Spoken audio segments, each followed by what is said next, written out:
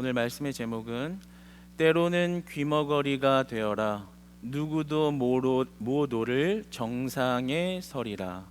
때로는 귀머거리가 되어라 누구도 모도를 정상에 서리라 라는 제목으로 함께 하나님의 말씀을 나누도록 하겠습니다. 여러분, 우리의 신앙이 든든히 서기 위해서 선택과 집중을 해야 합니다. 우리의 신앙이 반석 위에 서기 위해서 선택과 집중을 해야 한다면 그것은 바로 하나님 한 분입니다. 우리의 신앙이 반석 위에 서기 위해서는 하나님만을 선택하고 하나님께만 집중하는 신앙으로 서야 합니다. 이 사실이 우리에게는 당연한 말처럼 들릴지 모르겠지만 우리는 이 당연한 것을 행하지 못하기 때문에 신앙의 불안함과 초조함을 겪으며 살아가게 됩니다. 어떤 옆 사람의 부정적인 말과 나의 신앙을 흔들어 놓는 헷갈리게 하는 말들, 때로는 내 인생에 다가온 시련과 고난으로 위축되어짐, 또는 내 마음 안에서 비롯된 갈등과 의심은 우리의 신앙을 날마다 요동치게 하고 우리의 신앙을 흔들어 놓습니다. 그러나 우리의 신앙을 이렇게 흔들어 놓는 환경 가운데서도 우리가 하나님만을 선택하고 하나님께만 집중하며 나아간다면 우리의 신앙은 반석 위에 세워집니다. 우리의 신앙은 의심하지 않습니다. 우리의 신앙은 요동치지 않습니다. 오직 하나님께만 집중하며 나아갈 때 우리에게 약속하신 그 약속의 땅을 향하여 믿음으로 전진하며 그 축복의 땅을 향하여 살아가는 반석 위에 세운 신앙이 되는 줄로 믿습니다. 사랑하는 여러분, 우리는 하나님 앞에 우리의 믿음을 반석 위에 세워 하나님께만 집중하며 하나님만을 선택하며 살아갈 때 하나님이 여러분의 삶을 도우시고 이끄시는 그러한 믿음의 삶이 되시기를 주님 안에서 축복합니다. 욥은 일전에 하나님 앞에 불평을 호소했죠. 하나님, 내가 이렇게 이유 없는 고통을 당하는데 하나님 어찌하여 반응이 없으십니까? 내가 이런 고통을 당하고 있는데 하나님은 어찌하여 이유조차 가르쳐 주지 않으시며 무응답으로 일관하시나요? 그러면서 하나님의 그러한 태도 때문에 저는 희생자가 되었습니다. 하나님의 무응답 때문에 저는 그 피해자가 되었습니다 라고 하나님 앞에 불평을 호소한 적이 있습니다.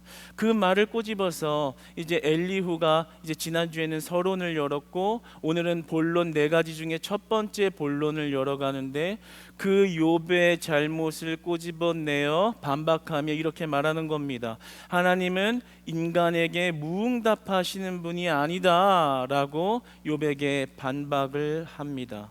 그러면서 하는 말이 19절에 보면 사람의 병상의 고통과 뼈가 늘 수심의 징계를 받나니 라고 말합니다. 여기서 이 고통이라는 말은 히브리어 원어로 보면 빼마크 오브라는 말입니다. 그런데 이 전치사 빼와 마크 오브가 결합되어진 말인데 이 빼라는 전치사의 그 속뜻은 수단을 나타내는 전치사로서 사용이 되었습니다. 그러니까 하나님이 고통을, 질병을 그냥 주신 것이 아니라 하나의 수단으로서 주셨다라는 거죠. 왜 수단으로 질병을 이용하셨나요? 네가 지금 고통당하고 있는 그 이유가 바로 하나님이 너를 징계하시기 위한 수단으로서 질병을 주셨다. 하나님이 너를 징계하시려고 징계의 수단으로서 너를 지금 수심의 징계와 병상의 고통을 주신 것이다. 이렇게 지금 말하고 있는 것입니다. 그러니까 고통과 질병을 주신 이유가 인간에게 하나님의 뜻을 알려주기 위함이다 라는 말인 것이죠. 그러니까 네가 이전에 하나님은 무응답하시는 야속한 하나님입니다, 그것 때문에 나는 피해자가 되었습니다 라는 말은 옳지 않다. 너에게 지금 고통 주신 것, 네가 질병으로 인해서 뼈가 쑤시고 살이 녹아 들어가는 것 같은 고통을 받고 있는 것은 하나님이 수단으로서 하나님을 드러내시기 위해서 주신 것이다. 이렇게 이야기하고 있는 것이죠. 그러니까 지금 욥을 염두하면서 하나님이 어떻게 반응하시는지에 대해서 말하고 있는 겁니다. 그러면서 네가 교만했기 때문에 하나님이 질병을 수단으로 주셔서 너를 책망하는 것이다. 이렇게 이야기하는 것이죠. 저는 엘리후의 이 말에 질문 하나를 던지겠습니다. 그렇다면 이 세상의 모든 질병에 걸린 자들은 다 하나님이 벌하고 계신 걸까요? 엘리후의 말대로라면 우리에게 질병을 얻게 됨이 하나님의 징계의 수단이라는 것이잖아요. 그렇다면 이 세상의 모든 질병을 걸린 자들은 다 하나님이 벌하고 계신 거겠네요. 그렇다면 욥이 질병을 받은 죄의 항목은 무엇인가요? 여러분, 2020년 한국 리서치가 최근 한국인의 신체 건강과 정신 건강에 대해서 조사를 했습니다.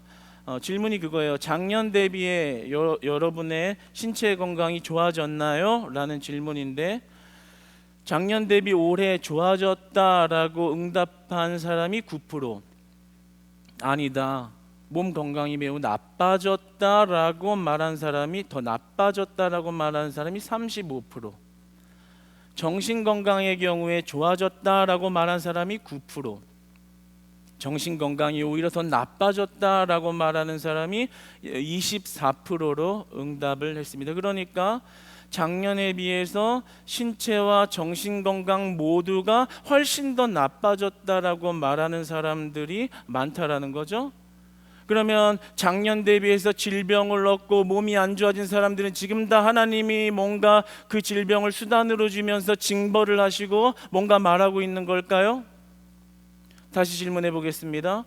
모든 질병 걸린 자들은 다 하나님이 벌하고 계신 걸까요? 정답은 그럴 수도 있고 아닐 수도 있는 것입니다. 저는 이 굉장히 모호하지만 이 고통이 주는 관계의 문제가 인과관계를 넘어서서 근본적인 이유를 인간에서 찾기 어렵다라는 점을 나누고 싶습니다. 그러나 오늘 엘리후는 사실 새 친구보다는 훨씬 좋은 그런 말씀을 나누죠. 엘리후는 새 친구보다는 훨씬 더 나은 반박을 합니다. 사실 새 친구는 인과응보를 이야기했잖아요. 욥, 네가 죄 졌으니까 회개하면 하나님이 회복을 주신다. 이 인과응보의 논리였어요. 그런데 엘리후는 조금은 다른, 보다 더 훌륭한 말을 욥에게 말합니다. 네가 죄를 져서 이렇게 됐지만 그 내용을 천사에게 말하라. 중보 역할을 하는, 중개자 역할을 하는 천사에게 의지해서 그것의 회복을 경험해라. 그러니까 우리가 가지고 있는 신앙, 중개자 되시고 중보자 되시는 예수 그리스도의 속량의 은혜로 나아갈 수 있다는 우리의 신앙과 같은 그런 이야기를 합니다. 새 친구보다는 훨씬 더 긍정적이고 하나님께 나아가는 그 중간자의 역할에 의지하라는 그 말은 우리의 신앙과 동일한 말입니다. 그래서 23절로 26절의 말씀을 보면 그 천사의 역할, 하나님 앞에 그 중개자 역할을 의지해서 이전에 네가 건강하고 행복하던 그 시절의 행복을 다시 회복해라 라고 말하고 있습니다. 사실 인과응보의 이야기를 넘어서서 중개자를 통한 회복을 경험해야 한다는 이 소망적인 메시지와 그 말씀은 우리의 신앙과 부합하는 아주 훌륭한 말씀입니다. 우리가 믿고 있는 믿음과 신앙의 방향성을 그대로 이야기한 것입니다. 거기다 속량의 은혜를 제시한 것은 아주 탁월한 말씀이지요. 그러나 제가 오늘 이 말씀에서 그 속량의 은혜를 풍성하게 나누기보다는 우리가 이번 강해에서 이 어떤 핵심적인 이야기들의 줄기를 좀 잡고 가기 원하는 마음으로 이 엘리후의 단점에 대해서 한번 보도록 하겠습니다. 28절의 말씀을 보면 하나님이 내 영혼을 건지사 구덩이에 내려가지 않게 하셨으니 내 생명이 빛을 보겠구나 하리라.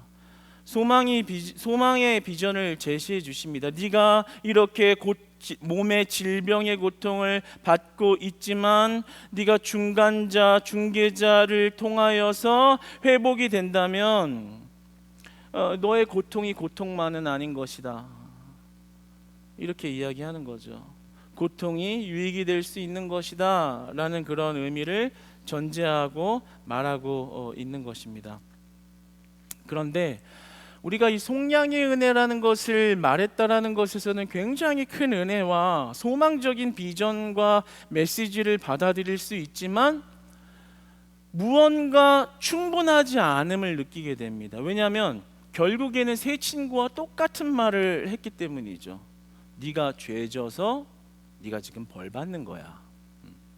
근데 사실 우리는 이미 그 스토리를 알고 있잖아요. 어떤 죄의 항목이, 뚜렷한 죄의 항목이 있어서 지금 욥이 고난을 받고 있는 게 아니잖아요. 그런데 정확하게도 모르면서 엘리후가 네 죄 때문에, 너의 교만함 때문에 너는 지금 수단으로서 하나님이 질병을 주신 거야. 의도적으로 하나님이 너를 벌하고 계신 거야 라고 말하고 있는 거죠. 그 부분에서 우리가 이 불충분함을 느끼는 거예요. 결국에는 엘리후가 와서 멋있는 말을 하고 새 친구보다는 훨씬 더 좋은 말을 하겠다라고 하지만 실망스러운 답변인 거죠. 새 친구하고 똑같이 욥을 정죄하고 있는, 네 죄 때문에 네 몸이 그렇게 된 거야. 이렇게 이야기하는 모습 속에서 우리는 불충분한 답변과 실망감을 좀 느끼게 됩니다. 그러니까 이 본문에서 메시지가 우리에게 주는 것은 우리와 하나님의 관계를 인과관계로 해석하면 안 된다라는 말을 하고 있는 거예요. 속량의 은혜에 대한 풍요로움도 있지만 이 엘리후의 단점을 통해서 우리에게 지금 명확하게 전해주고 있는 것은 우리와 하나님의 관계를 인과관계로, 당연한 원인과 당연한 결과가 주어져야 하는 관계로만 해석하는 것은 굉장히 위험하다라는 것을 말해주고 있는 것입니다. 스위스의 의사인 폴 트루니에는 창조적인 고통이라는 책을 집필했는데 그 안에 고통의 창조적인 힘에 대한 논의에 헤이날이라는 박사의 말을 인용합니다. 쉽게 얘기하면 우리의 고통의 문제와 그것을 해결해가는 그런 상황 속에서 우리가 하나님과의 관계 속에서 인과관계로만 해석하는 것은 굉장히 위험하다라는 이야기를 하고 있는 거예요. 그러니까 함부로 너의 고통은 유익이다라고 말하지 말라는 그런 이야기를 하고 있는 겁니다. 원인이 있으니까 결과가 있다라는 식으로 단순 논리로 모든 것을 적용하는 것은 굉장히 우리 신앙의 위험한 일이라고 이야기하고 있는 거예요. 더 나아가서 시몬 르베이유라는 사람은 이 부분에 있어서 훨씬 더 깊은 이해를 가지고서 이야기를 하는데요. 이렇게 말합니다. 기독교의 궁극적인 위대함은 그것이 고난의 초자연적인 치유책에 있는 것이 아니라 고난의 초자연적인 용도를 찾는 데 있다. 이렇게 말합니다. 그러니까 우리의 신앙의 위대함이라는 것은 고난 당했는데 주님이 해결해 주셨다. 욥이 지금 고난을 받아서 모든 걸 다 잃었지만 나중에는 다 보상해 주셨다. 이런 보상신학적인 차원에서 뭔가 잃은 것을 다시 주시는 하나님의 은혜로, 인과관계로 잃었던 것을 다시 주셔야만 하는 그런 관계로만 봐서 될 것이 아니라 고난의 초자연적인 용도를 찾는 데 있다라고 말을 하는 거예요. 이것은 우리가 고난 가운데 함께 하신 하나님을 어떻게 만나고 정의하고 우리가 더 성숙한 과정으로 넘어가느냐에 대한 문제라는 것이죠.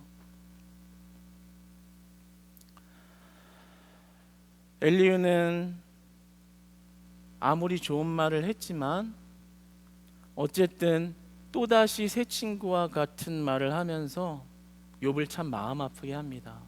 그렇잖아요. 지금 욥이 왜 그렇게 하나님 앞에 호소했어요? 하나님, 제가 뭘 그렇게 잘못했는데 이렇게 고난받아야 되나요? 그랬더니 새 친구는 네가 죄져서 그래, 너 회개해야 돼. 근데 자기는 그런 게 없으니까 하나님 알려주세요, 나 진짜 하나님 앞에 피해자예요. 그랬더니 거창한 말을 하면서 드러난 엘리후는 소망적인 메시지를 말하지만 결국에는 새 친구하고 똑같은 말, 네가 죄를 져서 네 몸이 그렇게 질병을 받은 것이다. 그러니까 훨씬 더 새 친구보다는 진보적이고 긍정적인 이야기를 하지만 완전한 대답이 되지 못하는 그런 답을 제시하고 있는 것입니다. 그런데 이 상황이 우리에게 주는 어떤 의미가 있을까요? 왜 하나님은 욥의 세 친구의 논쟁을 이렇게 길게 끌고 오다가 바로 하나님이 등장하셔서 이야기를 풀어가시면 굉장히 속 시원할 텐데 왜 이 엘리후라는 사람을 갑자기 생뚱맞게 등장시키셔서 완전한 대답도 아닌 애매모호하면서 이게 맞는 듯 하면서도 이게 뭔가 좀 야리꾸리하게 우리 안에 좀 시원하지 않은, 그러면서 왜 이런 우리의 생각을 헷갈리게 할 만한 이런 엘리후를 등장시키셨을까요? 오늘 이러한 본문의 모습이 우리에게 주는 큰 교훈이 있습니다. 여러분, 우리가 우리의 인생의 답을 어디에서 찾을 수 있을까라고 질문한다면 우리 인생의 모든 답은 하나님께로부터 찾아야 한다라는 것입니다. 우리 인생의 답은 사람에게서 찾을 수 있는 것이 아니고 환경으로 해석해서 찾을 수 있는 것이 아니고 우리 인생의 근본적인 답, 우리 인생의 근본적인 해결의 열쇠는 오직 하나님께만 있다라는 거예요. 지금 엘리후는 사실 오늘 본문에 보면 꿈 얘기도 해요. 하나님이 꿈을 주셔서도 말씀하시지 무응답하시는 분이 아니다. 꿈으로도 말씀하시고 질병을 주면서도 말씀하시는 그분이 바로 하나님이다. 그러나 여러분, 꿈도 불충분한 요소를 가지고 있습니다.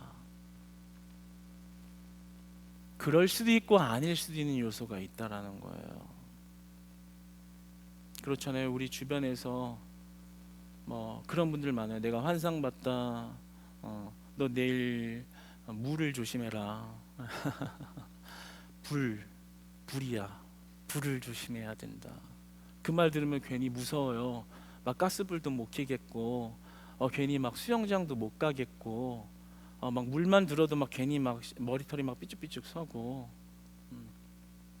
그러나 그럴 수도 있고 아닐 수도 있는 요소가 있는 거죠. 하나님이 질병을 주실 때는 징계의 수단으로서의 의미로 주시기도 하지만 아닐 수도 있는 거예요. 그렇다면 이런 모호함을 넘어서서 우리의 인생의 근본적인 답을 어디서 찾을 수 있겠어요? 하나님께만 있다라는 거예요. 사람의 말에 있는 게 아니고요, 꿈에 있는 게 아니고요, 환상에 있는 게 아니고 여러분이 이제 환경으로 마음대로 해석하라고 있는 것이 아닙니다. 그 답의 키가 하나님께만 있다라는 믿음을 가지고 살아가는 거예요. 나를 흔들어 놓아도 하나님, 난 하나님 말씀 앞에 서겠습니다. 하나님 말씀 의지하겠습니다. 하나님 말씀에만 귀 기울이겠습니다. 오늘도 이 수요 예배 오기 전까지 내 마음을 너무 괴롭게 한 사람들의 말들, 부정적인 말들, 내 믿음을 헷갈리게 하는 그런 여러 가지 말들, 또 내 신앙을 흔들어 놓을 만한 나의 마음을 힘들게 하는 어떤 고난과 시련, 내 마음 안에 발생하는 갈등과 의심들, 그러나 하나님 이 가운데 그것을 내가 해결해 가고 해결해 주는 하나님으로 만족하는 것이 아니라 그 모든 답이 그저 하나님께 있다는 믿음으로 나는 하나님을 바라봅니다. 하나님을 의지합니다. 누가 뭐라고 해도 나는 하나님만 예배하겠습니다. 여러분, 이 믿음을 지키면 우리는 반드시 축복의 땅과 하나님이 약속하신 약속의 땅에 들어가게 되는 줄 믿습니다. 그러니까 우리가 앞서 이야기했듯이 우리가 하나님께만 모든 것이 있다라는 것. 근데 우리는 이 당연한 사실을 자꾸 까먹는 것 같아요. 자꾸 잊어버려요. 그래서 예배당에 와도요, 이전에 나오기 전에 집에서 아이랑 싸우면서 티격태격하면서 왔던 거, 남편이랑 싸우면서 아내랑 싸우면서 왔던 거, 전화하면서 사람하고 티격태격대면서 와서 막 심란해가지고 어떻게 해결할까? 주님 해결해 주세요. 아이고 모르겠다. 말씀도 안 들려. 그러나 우리의 마음을 그렇게 흔들어 놓는 것들 가운데 우리가 반드시 선택과 집중을 해야 하는 것을 잃지 않아야 되는 거예요. 하나님만 선택하는 것, 하나님께만 집중하는 것. 여러분, 엘리후의 이 말이 얼마나 욥의 마음을 아프게 했겠어요. 세 친구가 지금 수십 장에 걸쳐서 지금 자기를 비난해 왔는데, 엘리후가 서로 지난주에 거창하게 등장하잖아요. 나는 성령의 깨달음으로 말미암아 내 말을 들으니 넌 내 말을 들어. 오늘 결론에도 넌 내 말을 좀 듣고 잠잠하라. 얼마나 강력해요. 그런데 결국에는 그 한 구석에 욥의 마음을 아프게 하는 거.